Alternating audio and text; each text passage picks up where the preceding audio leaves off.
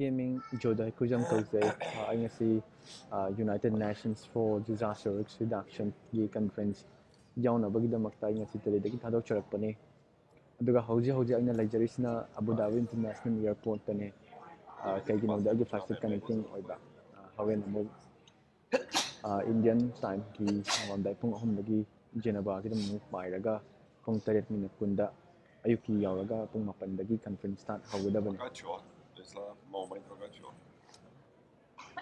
ꯉꯁꯤ ꯑꯩꯅ ꯆꯠꯂꯤꯕ ꯊꯥꯡꯂꯤꯕ ꯈꯣꯡꯊꯥꯡ ꯑꯁꯦ ꯑꯩ ꯏꯁꯥꯒꯤ ꯑꯃꯗꯤ ꯑꯩ ꯏꯃꯨꯡ ꯃꯅꯨꯡꯒꯤ ꯄꯥꯡꯒꯜꯅ ꯉꯁꯤ ꯃꯐꯝ ꯑꯁꯤ ꯀꯩꯁꯨ ꯌꯧꯕ ꯉꯝꯂꯝꯂꯣꯏ ꯃꯌꯥꯝꯅ ꯅꯨꯡꯁꯤꯕꯤꯗꯅ ꯃꯌꯥꯝꯅ ꯃꯇꯦꯡ ꯇꯧꯕꯤꯔꯒ ꯃꯌꯥꯝꯅ ꯊꯥꯕꯤꯔꯛꯄꯅꯤ ꯍꯥꯏꯕꯁꯤ ꯑꯩ ꯍꯥꯟꯅ ꯊꯝꯖꯒꯦ ꯃꯁꯤꯒꯤꯗꯃꯛꯇ ꯃꯌꯥꯝꯕꯨ ꯑꯩ ꯏꯁꯄꯤꯁꯦꯜꯂꯤ ꯑꯩ ꯂꯩꯀꯥꯏꯒꯤ ꯏꯕꯨꯡ ꯏꯄ꯭ꯋꯥ ꯏꯌꯥꯝꯕ ꯃꯌꯥꯝꯁꯤꯡꯕꯨ ꯍꯟꯅ ꯊꯥꯒꯠꯆꯔꯤ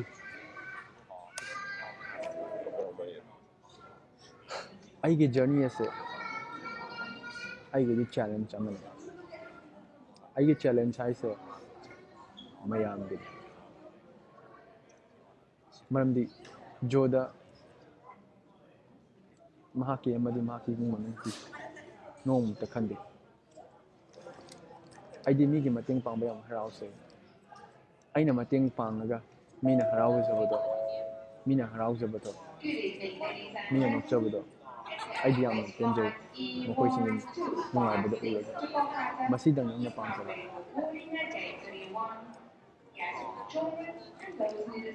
ꯑꯩꯈꯣꯏꯅ ꯉꯁꯤ ꯍꯤꯡꯉꯤꯁꯤ ꯀꯔꯤꯒꯤꯅꯣ ꯆꯍꯤ ꯌꯥꯝꯃꯛꯑꯅꯤ ꯂꯨꯍꯣꯡꯉꯅꯤ ꯏꯆꯥ ꯏꯁꯨ ꯄꯣꯛꯑꯅꯤ ꯑꯩ ꯏꯆꯥ ꯆꯥꯎꯔꯛꯑꯅꯤ ꯑꯩ ꯁꯤꯔꯅꯤ ꯑꯩꯒꯤ ꯌꯨꯝꯒꯤ ꯐꯛꯂꯥꯡꯗ ꯐꯣꯇꯣ ꯑꯃ ꯊꯦꯠꯂꯝꯃꯅꯤ ꯑꯩꯒꯤ ꯄꯨꯄꯨꯅꯤ ꯍꯥꯏꯔꯅꯤ ꯂꯣꯏꯔꯦ ꯆꯥꯔꯣꯟ ꯁꯨꯔꯣꯟ ꯁꯨꯝ ꯂꯩꯔꯛꯄꯗ ꯑꯩꯁꯦ ꯀꯅꯥꯅꯣ ꯑꯩꯒꯤ ꯅꯦꯛꯁ 2 ꯖꯦꯅꯦꯔꯦꯁꯟꯗ ꯑꯩ ꯀꯅꯥꯅꯣ ꯃꯁꯛ ꯈꯪꯉꯔꯣꯏ ꯑꯗꯨꯔ ꯑꯩꯈꯣꯏꯅ ꯉꯁꯤ ꯍꯤꯡꯉꯤꯁꯦ ꯑꯩꯅ ꯉꯁꯤ ꯍꯤꯡꯉꯤꯁꯦ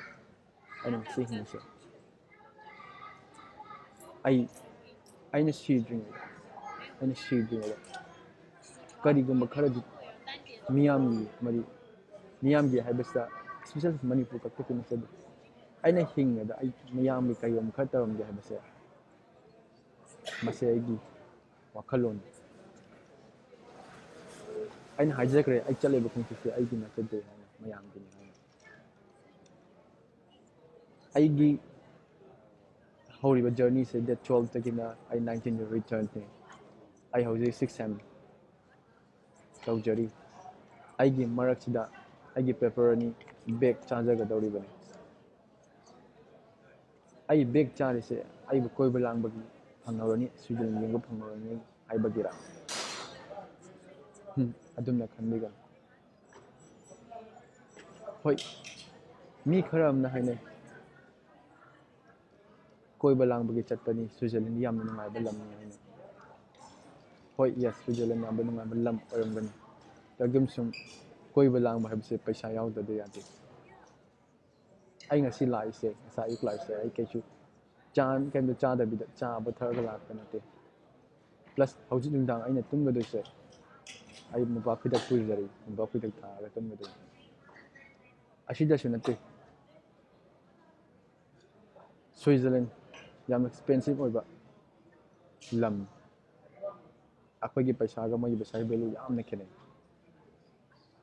ꯑꯗꯨꯅ ꯑꯩꯅ ꯍꯣꯇꯦꯜ ꯕꯨꯛ ꯇꯧꯔꯒ ꯂꯩꯅꯕꯒꯤ ꯑꯩ ꯄꯥꯡꯒꯜ ꯂꯩꯇꯦ ꯑꯗꯨꯅ ꯑꯩ ꯑꯦꯄꯥꯔꯠꯃꯦꯟ ꯑꯃ ꯑꯩ ꯕꯨꯛꯀꯤꯡ ꯇꯧꯖꯩ ꯑꯗꯨꯅ ꯃꯣꯏꯒꯤꯗ ꯆꯦꯡ ꯀꯤꯂꯣ ꯑꯃꯗ ꯂꯨꯄꯥ 350 ꯄꯤ ꯑꯩꯈꯣꯏꯗꯤ ꯆꯥꯛ ꯆꯥꯕ ꯃꯤ ꯑꯗꯨꯅ ꯑꯩꯒꯤꯗꯤ ꯄꯩꯁꯥ ꯂꯩꯖꯗꯕꯅꯤꯅ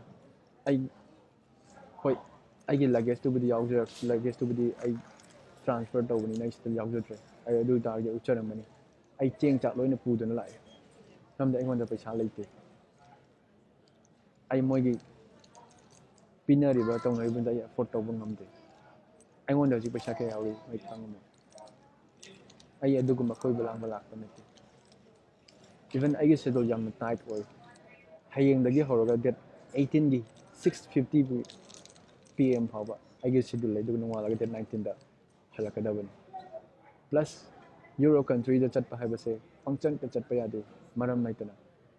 Even visa process yamna lui. Even I say tourist visa da chatpa nate. I Nepal I say tourist visa sa chade.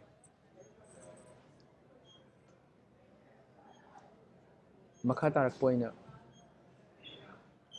Aina chatliba khongchat se karigidamakta chatpano masina kadai phawba kanglai paki amadi Manipur praja ki kadai phawba kanaba phanggadoino haibado ai mayamda share tawjage. Hauji nong makangdana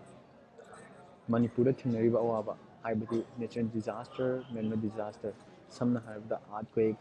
chingda landslide thokpa, chingda deforestations, akoigi urban planning soibadagi akoigi nong khatang tarakpada flood thokpa sugma mayam akoi Manipur prajana thingnariba awaba singse aihakla Manipur praja amagi mahut sinjaduna United Nations dagi mating ni bachachabani haibase mayam thamjage masi magnabu United Nations laibani maybe yes ai mai pak lakidabadi yai adabu Jodha kaidongodisu give up sungtau tawro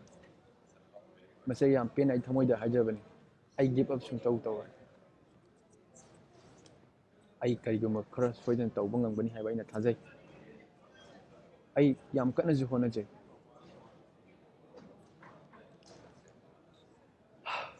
aduga karigum wafum amana hoi mi khidimang loi chapa ngamamba yai ngambasu oisano ado aina aikoina chapa ngamdrabadi chatliba sam haibada ai ase mayamna thogatpiyo instead of comment hajadaba wa